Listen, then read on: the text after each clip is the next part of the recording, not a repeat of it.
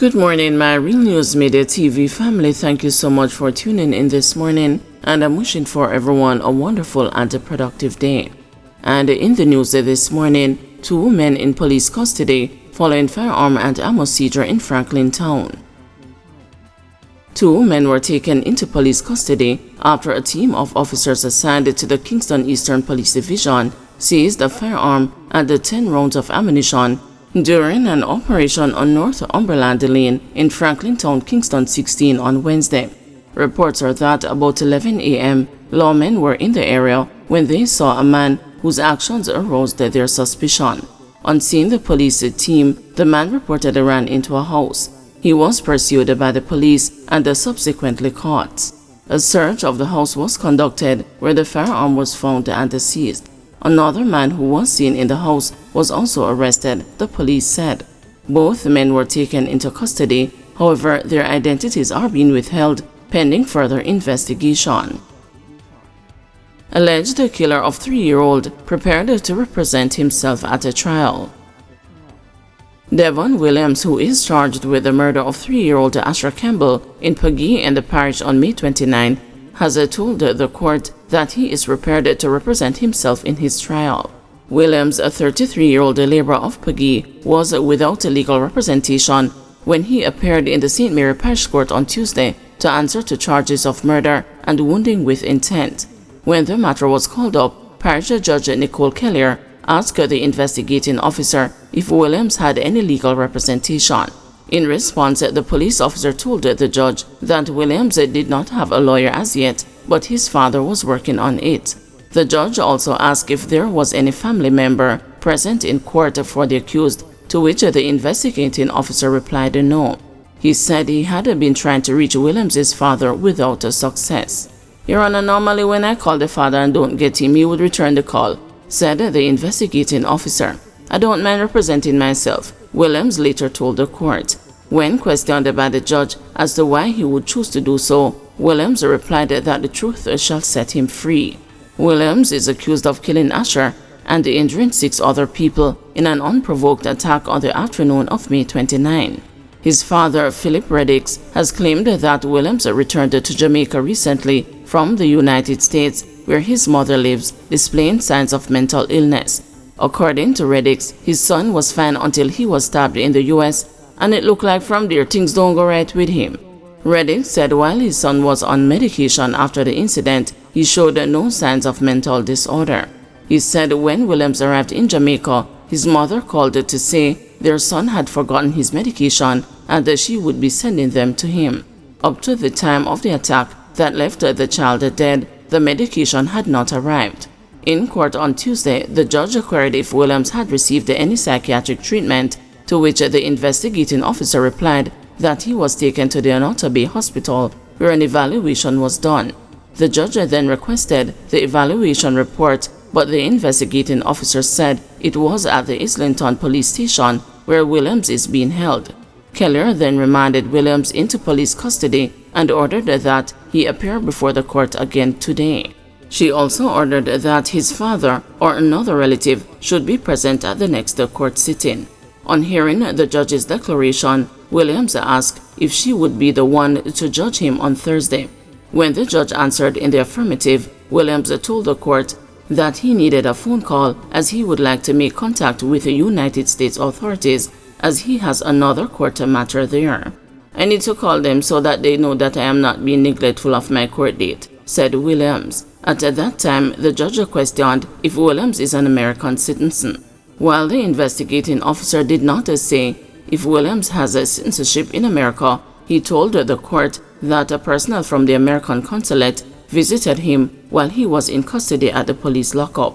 This prompted the judge to declare that there is a need for speedy evaluation of Williams so that he can be housed elsewhere. According to the Port Maria police, between 3:30 and 4 p.m. on May 29, little Asher was walking with her family members in Pagee when he was attacked by Williams, wielding an iron pipe and a knife. As the family members tried to stop the attack, the boy's mother and the 5 others were chopped and hit on different parts of their bodies. The injured include Asher's 9-year-old sister, who received a wound to her left hand, his mother, 45-year-old Philippa Walker, who received an injury to her right hand, 58-year-old Philip Brown, who received the stab wounds to his face and the lacerations to both hands, 61-year-old Michael Brown, who was hit in his head and on his fingers, and 56-year-old David Chopper John Waugh, who is a newspaper vendor and a laborer. St. Catherine man slapped with lottery scam charges. A St. Catherine man whose phone allegedly contained the names and the personal information of persons living overseas has been charged with breaches of the anti-lottery scam law. He is Jadon Barnes, a 25-year-old from Treadway's farm scheme in Linstead. He is charged with possession of identity information. The police report that at about 6:30 p.m. on June 7, Barnes was arrested on reasonable suspicion of being a member of a criminal organization. When he was being processed by detectives, his cellular phone was searched and the 2 PDF files allegedly containing 39 pages of information of overseas residents were found in his WhatsApp media. The information included banking details and the telephone and the social security numbers. Barnes was charged on Tuesday following a question and answer session in the presence of his attorney. Westmoreland duo arrested for armed robbery in St. Bess. A teenager from West End Road in Negril, Westmoreland, and a lifeguard from Little London, also in Westmoreland, are now in police custody in St. Elizabeth, facing robbery and gun-related charges. The charges stem from an incident in which they reportedly robbed a business place in that parish early last month. The teenager, who is believed to be a seasoned robber, was not named by the police because of his age. However, his alleged accomplice has been identified as 23-year-old security guard Fitzroy Hastings. St. Elizabeth leads all parishes in the county of Cornwall in the number of robberies since the start of the year.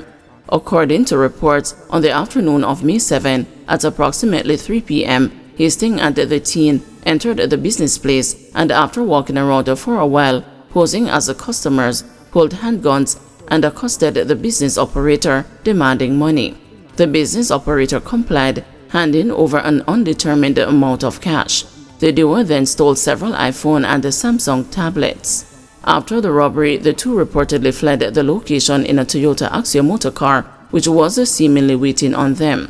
The matter, which included the description of the robbers and the getaway car, was reported to the police. Just days short of a month after the robbery, the police reportedly spotted a Toyota Axio motor car, which matched the description of the car that was used in the robbery. The occupants, Hastings and the teenager, also matched the descriptions that had been given of the two robbers. Both men were taken into custody and the vehicle seized. Following an identification parade, Hastings and the teenager were positively identified. They were arrested and charged with robbery with aggravation, possession of a prohibited weapon, and using a firearm to commit a felony. In recent months, St. Elizabeth has been viewed as a haven for gangsters fleeing justice in the parishes of St. James, Hanover, and Westmoreland. Some of these gangsters have reportedly become the mastermind behind the spate of robberies plaguing the parish. Between January 1 and May 26, St. Elizabeth recorded 28 robberies, 2 less than the comparative period last year. However, this year's is much higher than that of Westmoreland 15, St. James 10, Hanover 6, and Trelawney 2. Superintendent Coleridge Minto, the police commander for St. Elizabeth, has been warning migrating criminals to stay away from that parish, declaring that there is no safe haven there for them. He further noted that once these culprits are identified, they will be tracked down and arrested.